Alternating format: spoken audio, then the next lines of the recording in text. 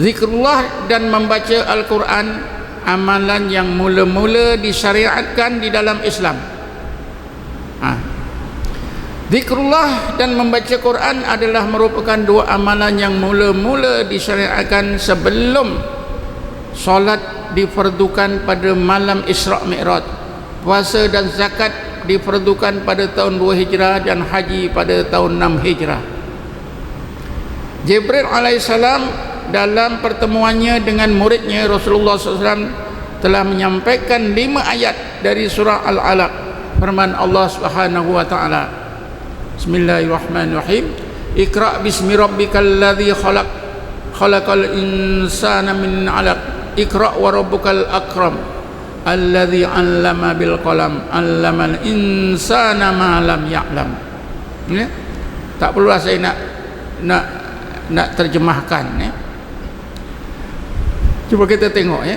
Amalan pertama yang jelas dan zahir dari 5 ayat di atas ialah membaca Al-Quran. Amalan yang jelas daripada 5 ayat ni apa dia? Membaca Al-Quran. Amalan kedua iaitu amalan yang tersirat di dalam ayat 1 dan ayat 3 ialah zikrullah.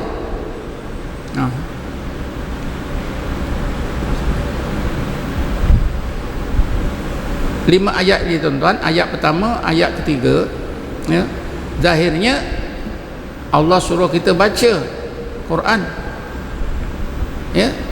Yang tersirat Allah suruh kita berzikir dengan ismu zat Allah, Allah, Allah, ya.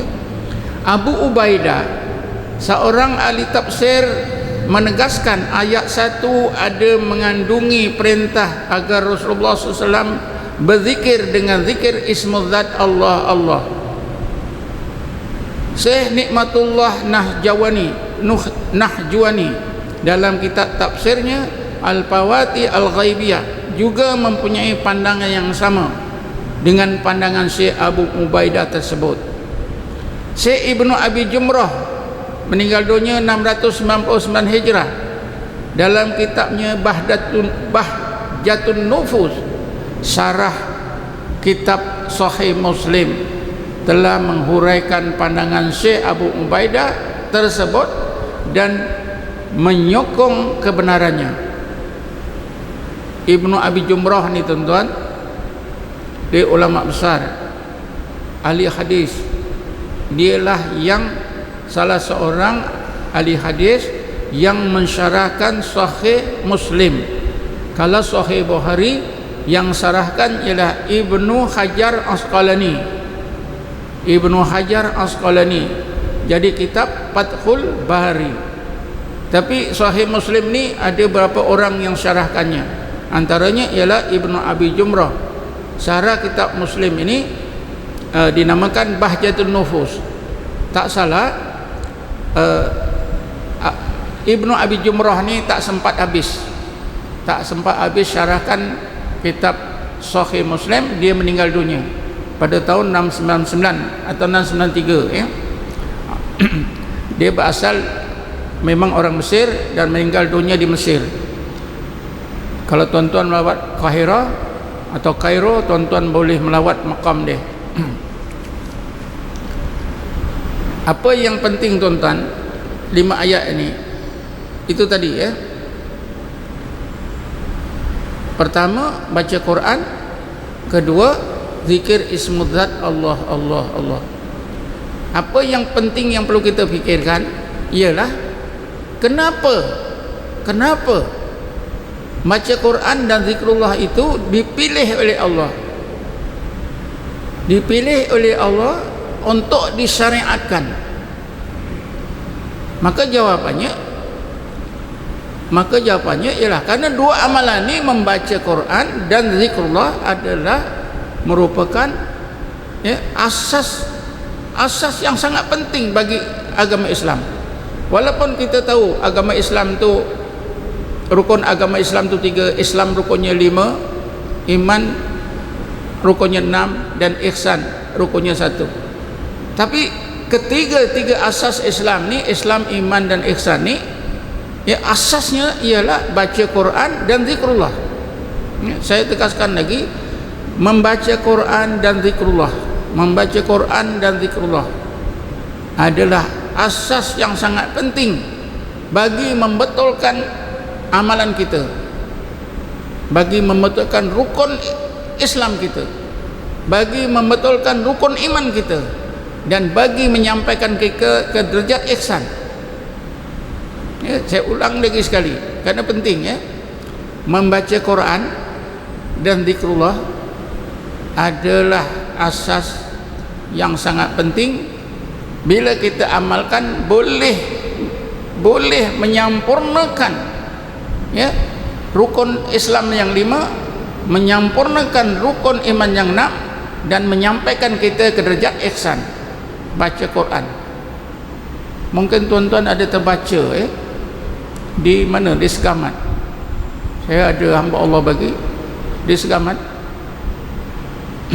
Ada kubur di Alih kubur itu, mayat itu sudah ditanam suami isteri selama 11 tahun ya. Didapati kain kafannya masih baru lagi, kain kafannya masih baru lagi ya. Rupa-rupanya suami isteri ini memang selalu baca Quran, jadi guru Quran, mengajar Quran ya. Saya tegaskan, baca Quran dan zikrullah adalah amalan yang mula-mula disyariatkan dalam Islam. Sebelum solat, sebelum puasa, sebelum haji. Kenapa? Kerana dua amalan inilah yang boleh membantu kita menyampurnakan rukun Islam yang kelima, yang 5, rukun iman yang 6, dan membolehkan kita sampai ke tingkat ihsan. Dari sudut lain, dengan baca Quran dan zikrullah ya, kita akan mampu menggunakan akal kita dan hati kita. Baca Quran insya-Allah boleh membantu akal kita, zikrullah membantu hati kita. Jadi dua amalan ini, ilmu yang zahir, ilmu yang batin, membolehkan kita orang-orang mukmin menggunakan kedua-dua bakat yang Allah sediakan pada setiap manusia, iaitu akal dan hati ya. Zikrullah untuk hati. Sebab itulah tuan-tuan, Rasulullah apabila menyebut zikrullah, dia akan sambung baca Quran. Misalnya ketika Rasulullah mengingatkan Sayyidina Ali, ya Ali, alaika bi dzikrillahi wa tilawati kitabihi fa innahuma nurul laka fil ard. Ya Ali, wajiblah di atas engkau berzikrullah dan membaca kitab Quran, karena kedua-duanya akan menerangi ya, menerangi apa ni kehidupanmu di dalam kubur. Seorang pejuang muslimin ya, apa ikhwan muslimin, Said Hawa, dia dapati pejuang-pejuang ikhwan ini sudah lemah semangat. Dia buat kajian, disimpulkan rupa-rupanya anggota ikhwan ini sudah lemah dari segi kerohaniannya, karena sebab tidak ada zikir dan baca Quran. Beliau menulis sebuah kitab yang diberi title Tarbiyatuna Ruhiyah,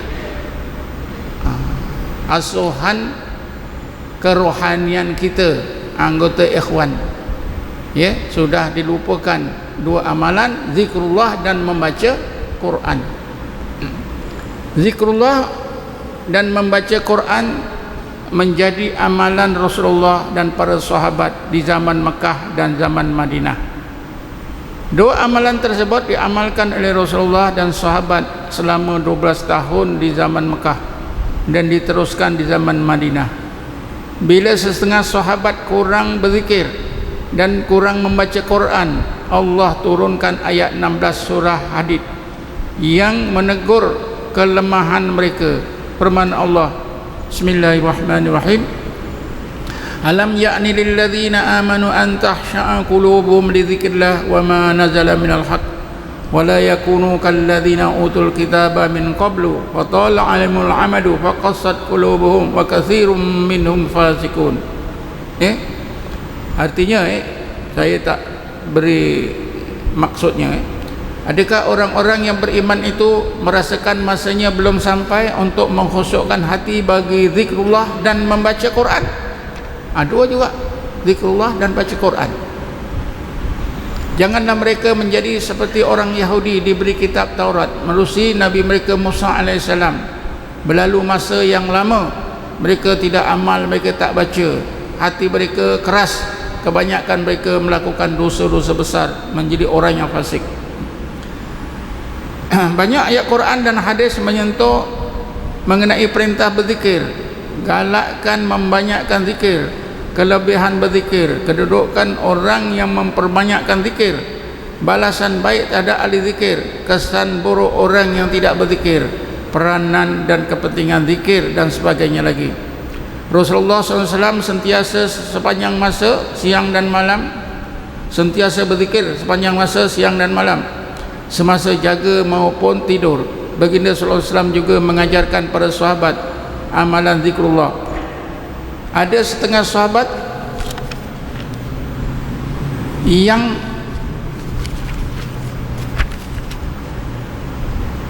digelarkan oleh Allah dengan ulul albab dan as-sabiqun, yang mampu terus menerus berzikir sepanjang masa, seperti baginda sallallahu alaihi wasallam.